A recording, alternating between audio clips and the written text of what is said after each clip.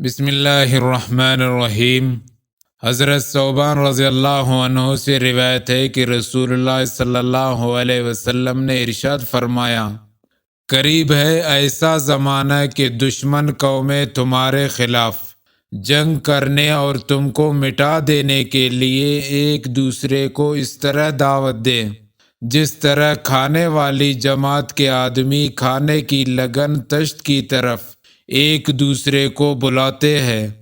کسی عرض کرنے والے نے عرض کیا کہ یا رسول اللہ صلی اللہ علیہ وسلم، کیا اس دن ہماری تعداد کی قلت کی وجہ سے ایسا ہوگا؟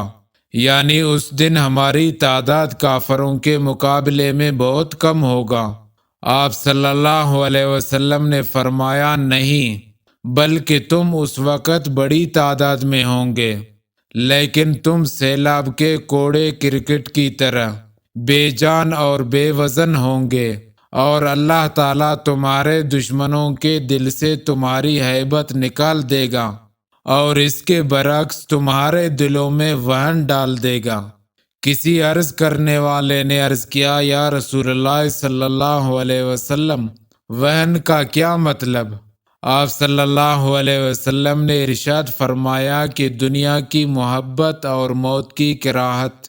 آج فلسطین کے حالات ہمارے سامنے ہیں۔ مظلوم فلسطینیوں کو شہید کرنے کے لیے سارے کافر ایک دوسرے کو بلا رہے ہیں، مگر 1.5 ارب مسلمان منافق حکمرانوں کی بدولت اور حدیث کے مطابق سمندر کے جھاگ کی مانند ہو گئے ہیں۔